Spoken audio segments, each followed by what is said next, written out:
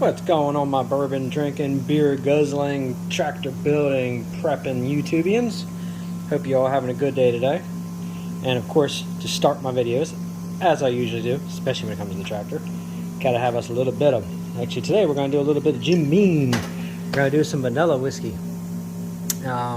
It's actually a bourbon whiskey.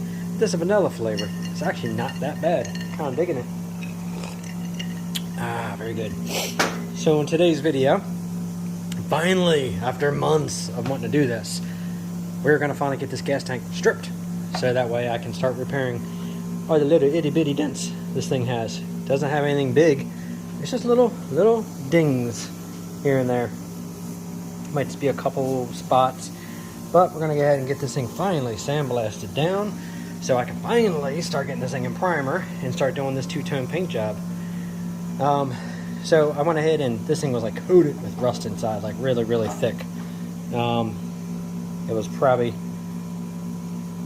worse than that right there as far as this cap. I'm not really concerned about the cap because I got a new one anyway for it. But from it sitting for so many months empty, it has like a little bit of powdery, powdery rust. Not really where it's soaked in, it's just dusty like this right here.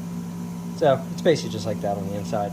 So what we're going to do is once I sandblast this all down, and then when I clean it, I'm going to go ahead and clean the inside, switch it out with some acetone again. Yeah, I know you like that, right? And then we're going to switch the inside out with some acetone, and then obviously we're going to clean the whole tank, get it all prepped and ready for body filler and primer and all that good stuff.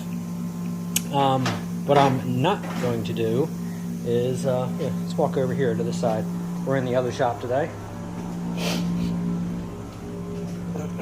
So the fenders came out nice as far as color. I don't know if you can see it or not. It has a really nice, like a metallic to it. But the problem is, apparently, a couple of these little fine scratches showed up afterwards. A couple of the small dings I'm not really concerned about because the seat and everything goes here. But this is the problem that I had. Apparently, the clear coat that I used, which was the Magic Clear Coat, it never really set up. So it stayed slightly tacky. So I'm really not happy with how they came out. And of course, a little bit of orange peel you see here. I was going to go ahead and try to do like a wet sand possibly on it. I'm not a body guy. I'm not an auto refinisher. So I'm not going to get this as good as some of these guys out there, because some of these guys get the fenders and the hood and the tank really nice. I'm not going to get it that nice. I'm going to do it as nice as I can. It's going to be better than what you see here. So what we're going to do with this is I'm going to go ahead and probably sand this down, maybe with some, I don't know, I think I got, 800 grit. I'm going to try to cut this with 800, but I'm going to try to keep it real nice and clean. And I want to see if I can kind of get these scratches down with maybe a little bit of glazing putty, just to make everything look nicer.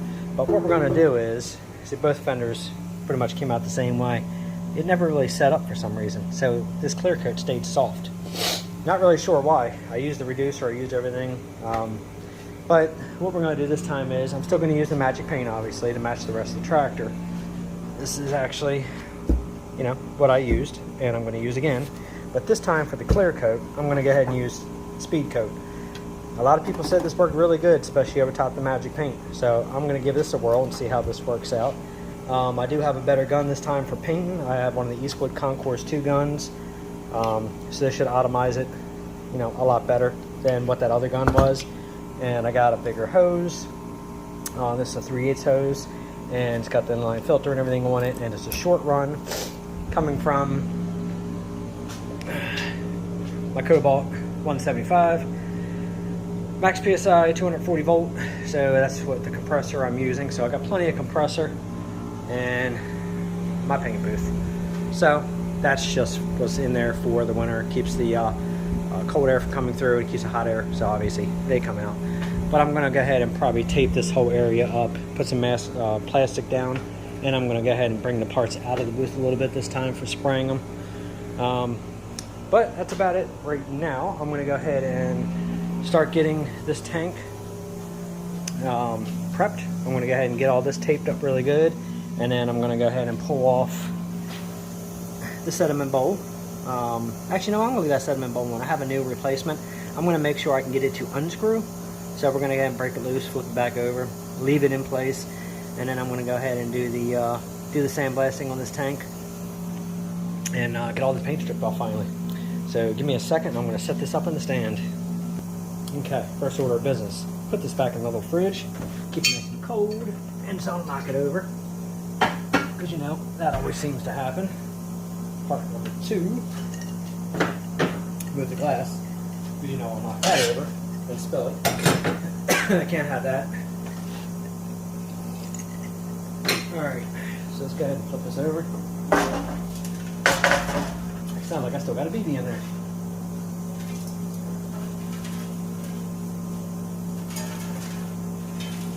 Yep. Here it comes. Yep, I'll go ahead and blow that out there, get that out. Bottom of the tank and all. It's actually, everything's in pretty good shape. So I got lucky on the tank on the outside. At least on the outside it wasn't all banged up. It was just the inside of this tank was rusted solid. The H goes the opposite way. Well, you know, the H is actually pretty straight. I don't really have any dents, I think, at all in that tank. So we're going to go ahead and see if I can get up. There we go.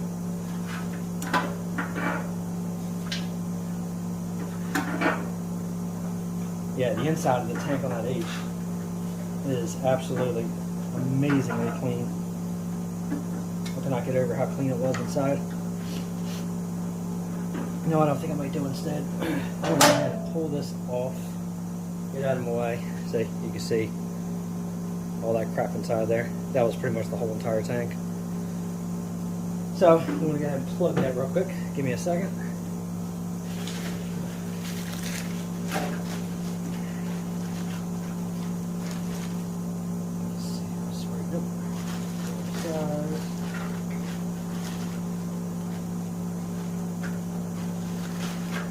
I always use my plugs for all kinds of stuff and I end up cutting them and using them for other things, and then I've come to find out that I don't have plugs for what I need them for anymore. So I'm going to go ahead and put this rubber plug in there, and then I'm going to go ahead and stuff the middle with that one, and that right there will keep any sand from going in. It's actually red oxide I use, not sand. So good. And then what I'm going to do with this end is, I'm just going to go ahead and take this up really good. Again, I'm going to clean the tank. I'm just trying to limit how much I get inside of it.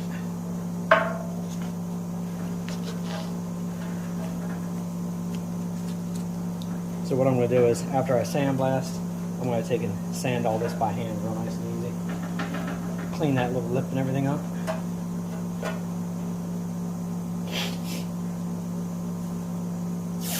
going to put one more layer around it, because when you hit it with that sandblaster, it starts to really eat that tape off of there. I'm probably going to blast this around 100.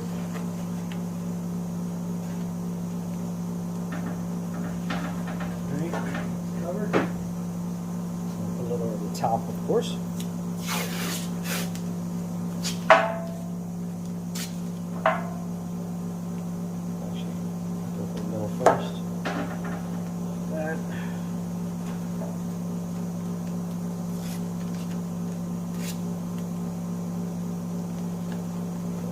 There.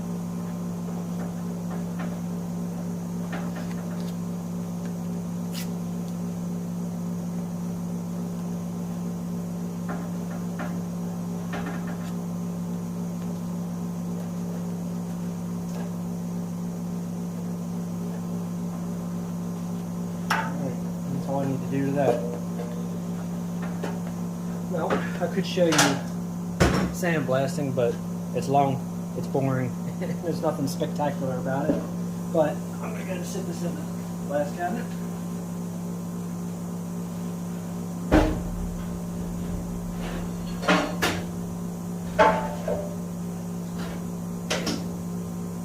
Alright.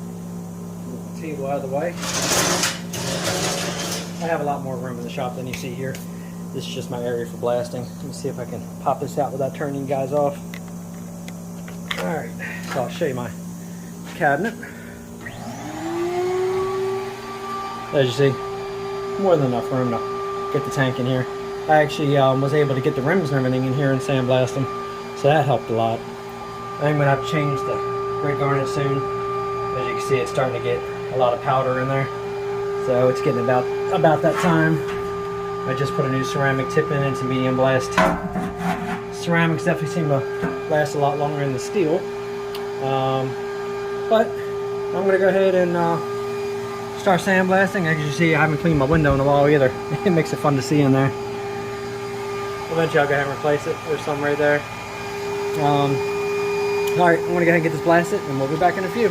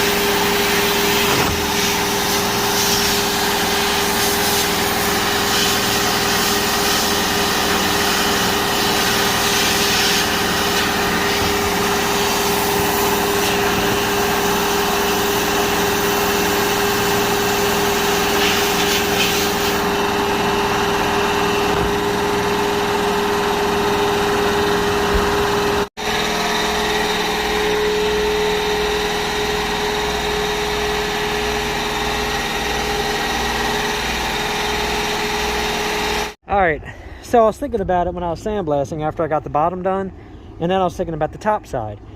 A lot of people haven't seen really how to safely use a 4-inch grinder with a wire wheel, this is a 6-inch, without pretty much ripping their knuckles off. So I figured, you know what, since this is really the last part of the Super A that I have to strip this way, let me go ahead and do a quick video to show how to use a 4-inch grinder. You can use obviously different sizes. I don't really use the sanding disc too much because obviously if you go using like an 80 grit on here, you're going to leave so many scratches. You're going to have a hell of a time filling all those scratches in. You can go to a smaller wire wheel if you'd like. Again, it's your preference. Smaller wire wheel is good for when you get in little tight crevices, areas like this where you want to kind of get that wire wheel in. That works good. Go with the bigger wire wheel when you have a bigger surface. All right, so I usually have multiple wire wheels. Once you use them, watch the rotation of your bristles, because you want to make sure those bristles are going the same way as you've been using that grinder. Because if you go ahead and take this wire brush right here, wire wheel right here, and you were to reinstall it the opposite way, and these are going the other way, yeah, it makes it really, really rough, really difficult. You can do it, but it makes it rough. Next thing I'm going to recommend is, let me see if I can get this off of here, wear gloves. Because I tell you, see these little needles? All right, see that right there? When they start shooting you in the knuckles, you're going to be thankful that you had gloves on, because I tell you, when you get those wire wheels in your fingers like this, but you don't have gloves, slowing them down, and they literally stab you on the knuckles, that shit hurts. You're going to also be wearing quite a bit of needles. So be forewarned that when you do this, you will find these for about a month in the wash. Try to pick them out the best you can when you're outside. But I did go ahead and sandblast, obviously, the bottom side. So I'm going to go ahead and set this up, and I'm going to show you guys pretty much the process on. Again, it's very simple, but a lot of people haven't used a 4-inch grinder with a wire wheel.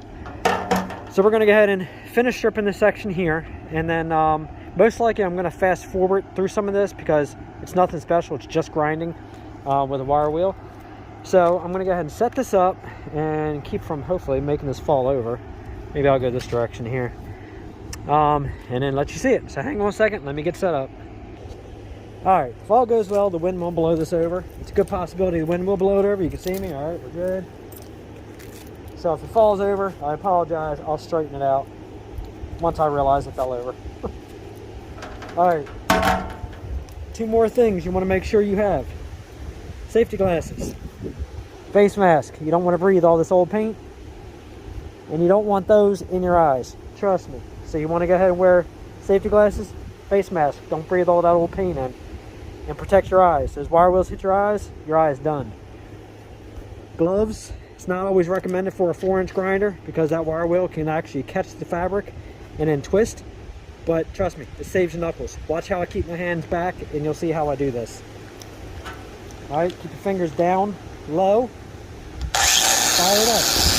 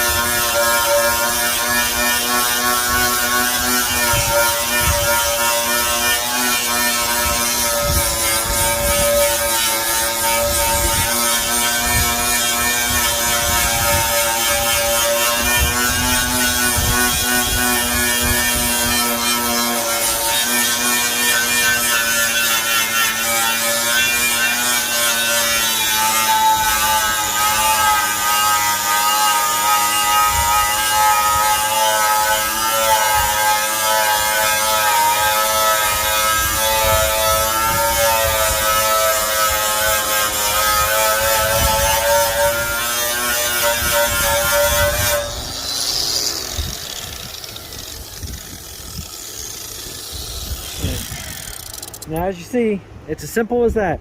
The head of this does get hot, so again, gloves will help it from it getting hot. Keep your hand back here, and if you work it nice and slow with the rotation, you'll be just fine.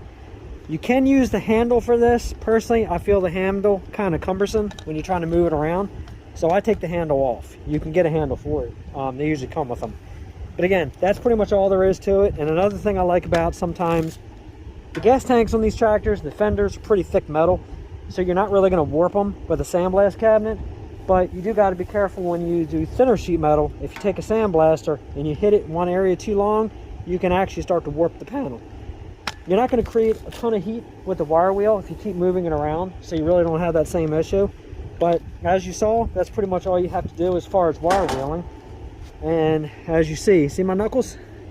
See if I got that in the camera okay. See all those quills? That shit hurts when it goes straight in your skin. I believe I do have one on my beard. I felt it hit me. And I have one on my face mask. So, on my face mask. So as you see, that's why I keep my face covered. But that's it for that. So as you see, wire wheeling it does just as good. It's fairly quick. You just get nailed with little quills. Like I said, them little things hurt. So give me a few minutes to set up. I'm gonna go ahead and go grab some sandpaper. And again, all we're gonna do is go ahead and give us a hand sand after, and that'll show as far as like the dents right here, the couple little low spots that we're going to be working with. This thing only has a few little dings in it, nothing really major. But I'm going to go ahead and grab some sandpaper. We're going to give this a little hand sand, and then I'm going to take the tape off.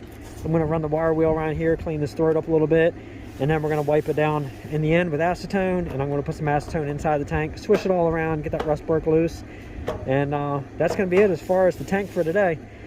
The next video is going to be getting it all ready for primer after I get the body work and everything done, and then we're finally going to go ahead and get that two-tone paint job on here I've been talking about. So you definitely want to make sure you hit that notification bell to see that. So hang on a second, let me go ahead and get ready to get my sandpaper, and we're going to go ahead and sand this down. Okay, so I had a thought after I finished wire wheeling this, and I forgot I wanted to mention this to you guys. Hey, look at that. Let me see if I can get it in focus. There's another one. You see that right there? And that's why we wear safety gear. Yeah, that's stuck in there pretty good. Let me hang on a second, let me get that out of there. Hey, see if I can get that in focus. And it fell. Anyway, yeah, so as you see, when those little things shoot you, they shoot you. Alright, so I was thinking, sometimes also a lot of people seem to forget one very small detail.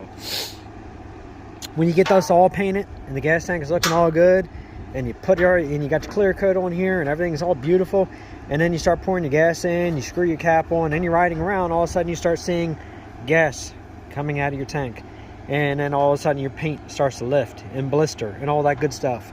You know why? Because a lot of times people forget to look at this very simple little detail. Look at this right here. If you see this banged down, dented, creased, anything at all, see, this one's actually pretty good. Let me see if I can get back in focus. See, that one's actually really, really straight. See how flat that is? So I won't have any problems on this one.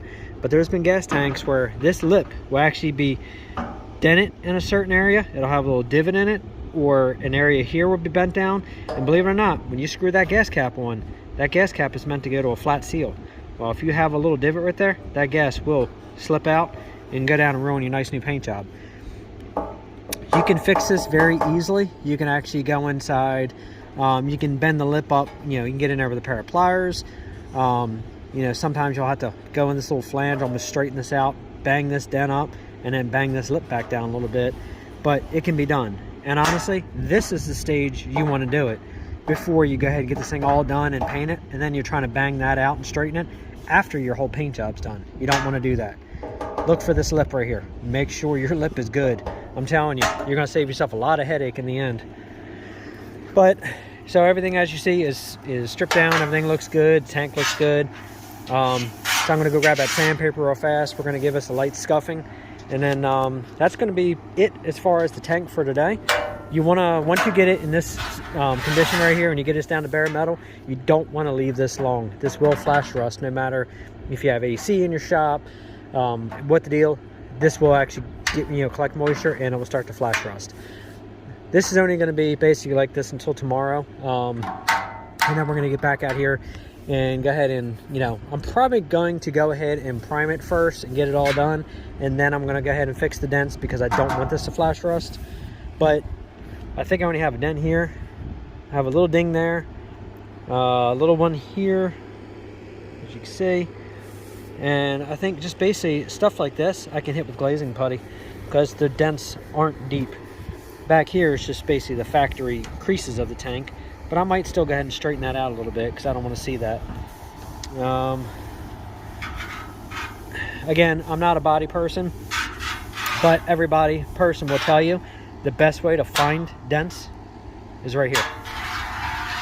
Go over it, feel it, go over it real nice and light. Your fingers, like right there, can't really see it, but I can feel a little ding right there. So if you want this to look as straight as possible, when you do your paint job, feel for all the dings and dents. Now, what I'm going to do is, since I have an idea and a visual where my dents are, I'm going to go ahead and spray this after I prime it. I'm going to spray it with a little bit of black for a guide coat, and then I'm going to lightly scuff it, and I'm going to see all those little spots start to show themselves. And then once they do, and then we're going to address every single issue. But to start, use your hand. And same thing, once you go ahead and get the body work done, you get it all finished, and you can have it looking good, one more time, take your hands around there. You may feel something in that primer that you actually won't see once you're ready for paint. Now stuff like this, it may feel like it's a dent. It's not. It's actually just the way the tank was made. So I'm not going to sweat this, and I'm not going to try to level it Bondo from here to level that out. That's actually just where they actually factory bent this tank around. But this tank is actually in decent shape for especially as bad as it was on the inside. So, but you see, everything looks good. Tank's beautiful. So, go grab a sandpaper. Okay. And of course, when you know it, I'm out of everything except for 150. I have 800 and stuff like that, but I'm not going to use 800 for this part. I just want to go ahead and use some 150, scuff this up, and get it ready for primer. So if you want to, again, some people don't know this. Fold your paper back and forth a bunch of times. And once you do that, put it on a corner, give it a tear. Okay, tears perfectly every time. I'm going to go ahead and just use 1/2 of a sheet right now. I'm going to go ahead and move this stuff off my bench, get it out of the way.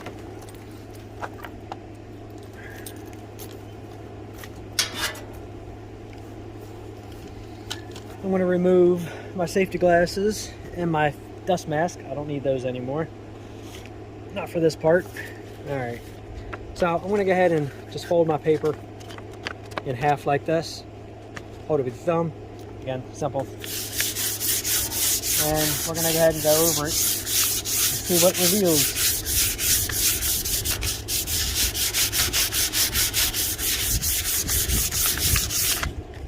You know, I'm going to go ahead and I'm going to fold this one more time when it's a little smaller. There we go. That way I can use my fingertips to push down. So basically what we're doing is anywhere we see these little rough spots and stuff that we're starting under the paint,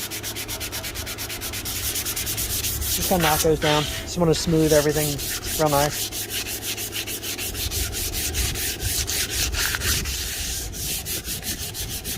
These tractors weren't meant to have a showroom finish when they were made, but obviously as we're restoring these tractors, we want to make it look better than it did from the factory. So, you know, obviously we take a little bit more clean now to go ahead and sand every little mark and everything, make it look good. You know, the H, when we do that one, I'm not going to be as meticulous yet on that tractor. We're going to go ahead and pressure wash it, you know, get everything all degreased on it. And then I'm going to go ahead and probably just do a prime and a paint job on it and make everything look nice, but I'm not going to go to this extent as of yet. That one we're going to play with a little bit. We're going to do everything from the front loader. We're going to end up converting that front loader on that one over to, you know, except just being a lift. I'm going to see if I can set the hydraulics up so I can actually, instead of having a dump bucket on it, I'm going to actually set it up where I can actually have the bucket actually controlled with hydraulics. We're going to set it up with a 3-point. Same thing, run off the hydraulics. We're going to do a lot of stuff to it, just play with that tractor and have a good time and actually use it. But we're going to take care of it because I don't want it to get any worse than what it was. So we're not going to beat it up by no means. We're just going to actually see what all we can do with it, what all we can add to it. This one here, this is a different story. This tractor here, you know, it's not going to be a trailer clean. It's going to go ahead and get used around and, like I said, pull things. It's going to do yard work. It's going to probably do some stuff in the garden here and there. It's just not going to get pushed to the level that it used to be. You know, I probably won't, obviously, but putting a belly mower back on this thing, I'm not going to go ahead and use it for cutting grass, stuff like that. You know, we'll probably set the H up for that. So, yeah, it's not going to be a trailer clean where it's never ever going to see, you know, dirt on its tires. It will. But I'm not gonna put it to that much use. I mean, shit, the tractors are. Oh my God! Well, you figure, I mean, this one's a 49 and that one's a 43. I mean, 43 is a freaking 80-year-old tractor. I mean, I don't really think it. I think it's paid its dues. I don't really think it needs to see beat up farm use anymore. But hell, they can still hold their own. I mean, they can do the job. There's no doubt about that whatsoever. You know? I mean, this one here, 7 years old. So, you know, I mean, it's a little A. It's not like it's a super-sized farm tractor. Yeah, they can do a lot of work. They can do shit, but, you know, not mine. Not this one. It's definitely been a lot of fun restoring this tractor and working on it and doing things, and you know, it's been great actually. The first time doing full on YouTube, showing this kind of stuff, you know, as far as how to do it to best of my ability and what I do. You know, there's enough videos out there. A lot of people show this stuff. But you know what? I look at it this way. I still watch videos. I know how to do a lot of the stuff people are showing in these videos, but somebody might have a tip or a trick that I didn't think of. Awesome. I'm gonna watch it. Learn. There's no shame in learning. You know, if for some reason you go through a day and you're not learning something, you don't have an open mind. Kind of like the safety gear. Yeah, I don't like wearing safety gear. I don't like wearing all the face masks, all the crap. Yeah, we all want to be the manly men. Nothing wrong with that, especially in today's age. Not a damn thing wrong with that. But it comes to a point where, yes, we're big, strong guys, but we still got to protect ourselves. We got to be around for our family. You know, we got to watch our health. So, no shame in wearing safety glasses and a face mask. Yeah, if you want to go ahead and get all those quills in your hand and take it like a man, hey, you know what? Have at it. This shit hurts. I'm not doing it anymore. I've done it enough. I've actually taken a 4-inch grinder to the chin once. 57 Chevy that I was restoring, 2-door hardtop. I built the body rotisserie for it, and I had the body tilted on its side. So the rocker panel, you know, of course the passenger side rocker panel, the way it was tipped up, was at face level. And I was running a 4-inch grinder with a 6-inch wire wheel, just like I was doing here. Well, I'll tell you one thing, that particular day, that 4-inch grinder caught a hold of one of the little, body welds, you know, just the way the folds are inside there around those rocker panels up on the bottom side. It caught that wire wheel, it turned it out of my hand, it came back, it caught me in the face, got me in the lip, went down my chin. And I'll tell you one thing, a 6-inch grinder, running it, you know, I don't know what they are, I think they're around 5,000, 6,000 RPM, give or take, it might be more. When you're running something that speed, and it breaks loose out of your hand, and it hits you in the face and hits you in the mouth, let me just tell you, shaving for the next couple weeks sucked ass. That hurt. That tore a lot of skin up. I had on safety glasses, but I didn't have a face mask on. So, yeah, if I would have been wearing at least a cloth face mask, you know, yeah, it would have bit me. It would have got me. But it wouldn't have got me to that extent. So, be very careful doing this stuff. Because the shit, you know, it will get you sometimes. No matter how much knowledge, how much experience you have, shit can happen. So just be careful. But yeah, this tank actually came out really nice. The whole tractor came out nice. It just really sucks that clear coat didn't work out the way I wanted. I put a pigment in that clear coat, so I'm not sure if that reacted or not. It's actually a powder to put a metallic in the paint. I gotta look back up and find out what the company was that I used. I'm not gonna fault the company because I don't think it was personally that powder. But for some reason that clear coat just didn't seem to set the way I wanted it to. And it stayed, I wouldn't say tacky. It's an odd thing. I've never had clear coat do that before.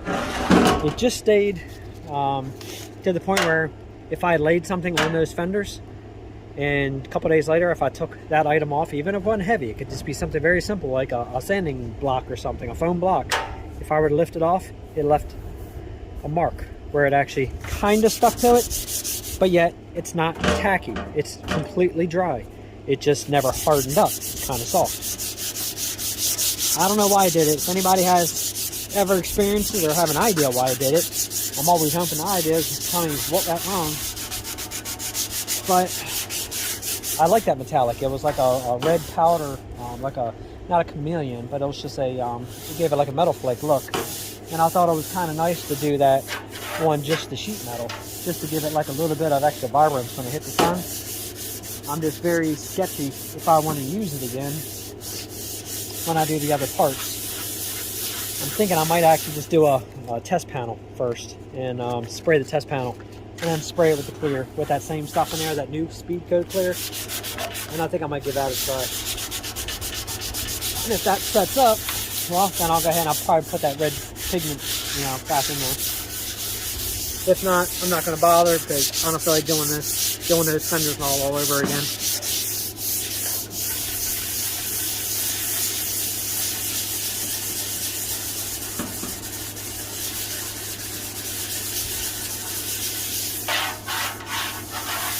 Again, I could use a DA sander on this too, and I could take a DA all over this.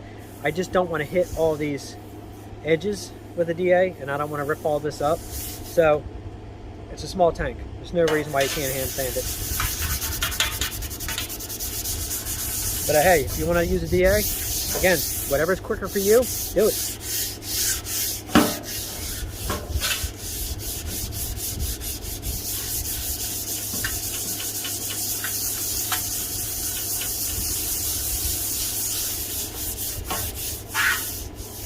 Well, at least I got pretty lucky on the hood. The hood itself actually doesn't look bad at all.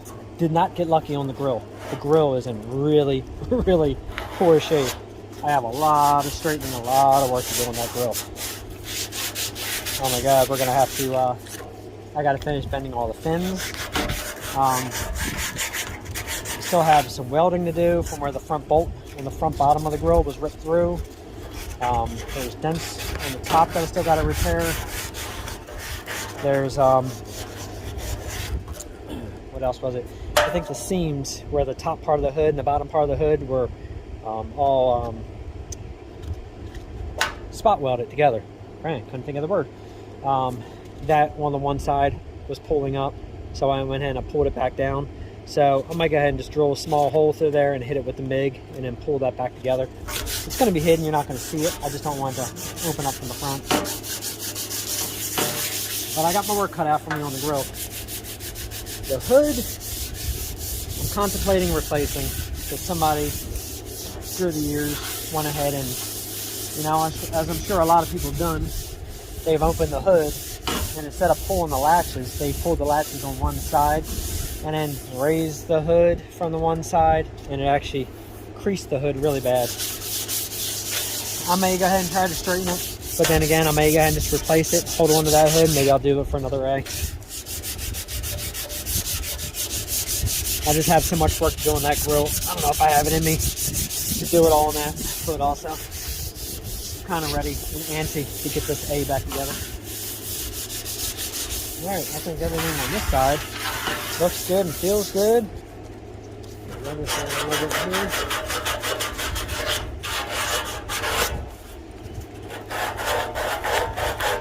I don't know if I'm gonna thinking what I might do up here when I paint this, I'm going to go ahead and tape this top off right here, paint everything. But I think when I do the clear coat, I'm going to remove it. I'm going to tape up inside here, and I'm going to spray this. It's a good chance that the gas is probably going to eat it up. I just want to see if I can, you know, I don't know. Maybe I'll just kind of put a little light oil in here instead, just to keep this from flash rusting. I guess we'll see. You have a little dent right here. I don't know if you can see it. Yeah, right there. I'm gonna have to just get in there and straighten that out real easy. Nothing, again, nothing major. I just want to get rid of where it got kind of sharp right there. And I'm thinking I might go ahead and put something on here, probably like a 5/8 wide, like a very thin foam, one-sided, like a sticky tape. Put it on here, and that way when the hood sits down on top of here, it actually sits on that foam to kind of help cushion this a little bit so it doesn't wear all the paint off once it's painted. Again, it's just sometimes it's all the little details. Everything down here looks good. It should. There's nothing to dent on here.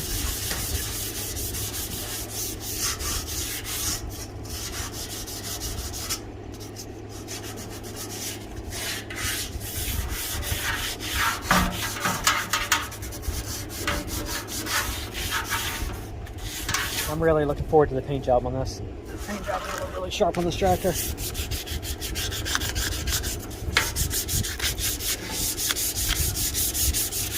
Yeah, honestly, everything here looks pretty good. The sandblaster got into all these little crevices, so there's probably not a lot of excess paint or grease or dirt or anything to take out of here.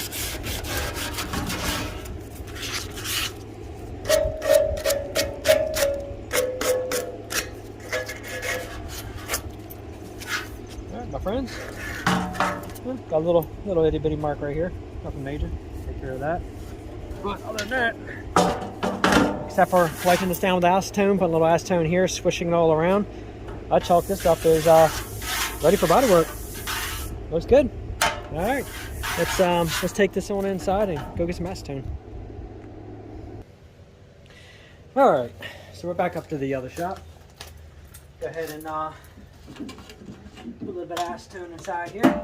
Yes, I'm working on the ramp, so yes, it's not the ideal position, spot, but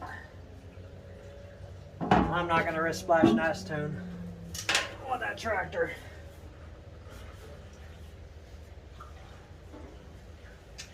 Watch your eyes when you do this. Obviously, you don't want to get the acetone in your eyes. All that safety talk I said. This is one of those times. Yes, safety.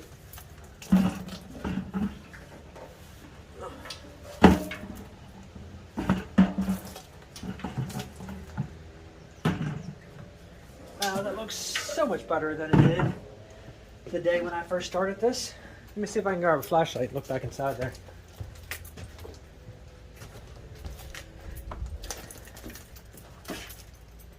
Oh yeah, that little bit of light dust, rust that got on there, yeah, it's gone.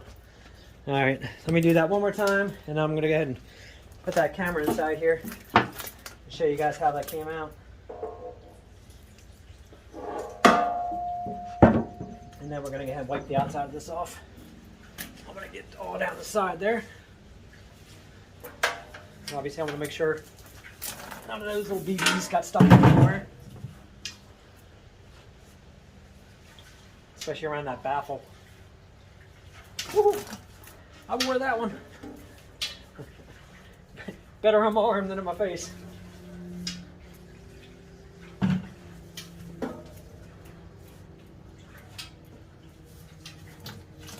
Yeah, that looks good in there.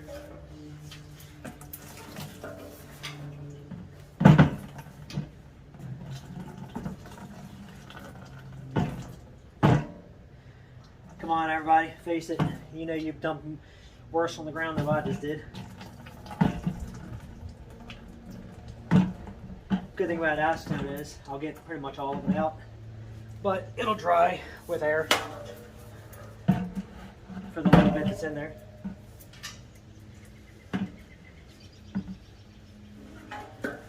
Okay. that there to stay, because that's what I'm going to do is have it fall over and then dent the tank all up.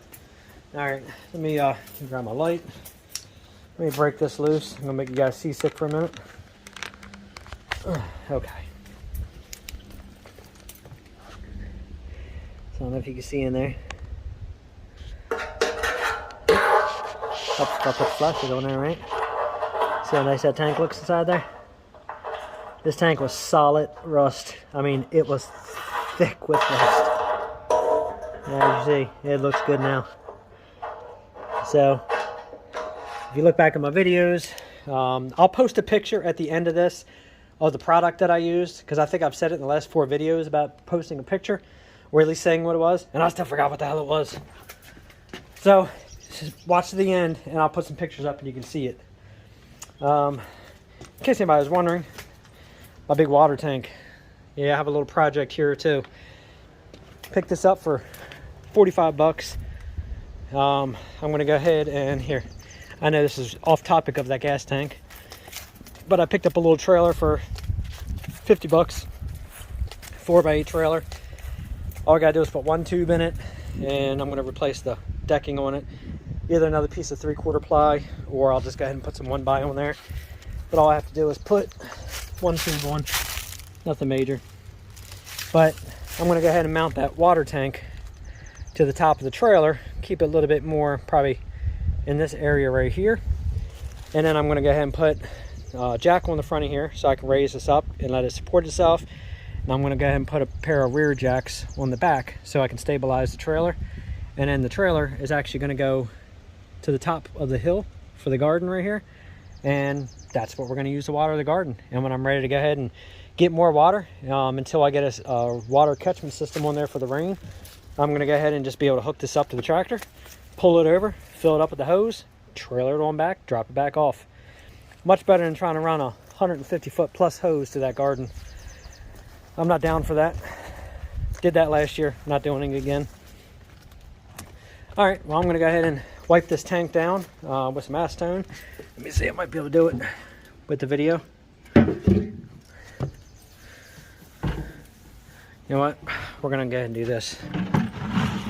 I'm sitting this down because I can just foresee it falling off. Obviously, I'm going to go ahead and clean this one more time before I put primer on. I'm going to go ahead and use some paint prep. Get this thing all cleaned up, get it looking good, and then we'll start the body work. Because as you see, that's just one wiping. I mean, they get dirty. So let me put this down here. Just remember, your paint's only going to look as good as your prep. If you do a bad job prepping, your paint's going to look awful. So I know that's discouraging for a lot of people. You know, when you get something and you're all happy and it's nice and shiny and looking good, and then we go around from that point forward saying, yeah, I was gonna do this, I was gonna do that, and it's better just do it. We all like shortcuts. I like shortcuts, but sometimes the shortcuts ain't worth it. All right, that's good, I think, for the first initial wipe down. And then once this goes into the paint shop, that's in our other shop, once I go to there, and then I'll go ahead and do this a little better with the actual paint prep, and then get the primer shot on there, and then we'll go ahead and do the guide coats and all that good stuff I was talking about and get this thing done. So that pretty much concludes the video for the day, except for one more thing that's getting ready to come up. I'm going to add to it something I've been waiting for all day. So don't go away. All right, I know I said I wasn't going to do it, but I wasn't sure if I'm actually going to be able to get to this tomorrow to do the little bit of body work. Little ding right there, little ding right there. That's about it. I went ahead and shot this with the primer and got it over with, just so it doesn't go flash rusting. But as you see, it looks really good. Just get this couple dings out. The other side, really, nothing really showing up at all so far. So I think the body work's going to be very minor on this. This one right here, I'm going to go ahead and just have to tap down and get that dent in, and then I can fix it. And then that's about it. Looks like it's only about really 3 or 4 spots on here to fix, and we're good to go. So that's it for today. So please, if you want to see more and see this thing get finished up, hit that notification bell. Please, you know, obviously like, share, subscribe. It's all appreciated. and you're going to see many more videos coming. So again, thanks for watching. You guys take care.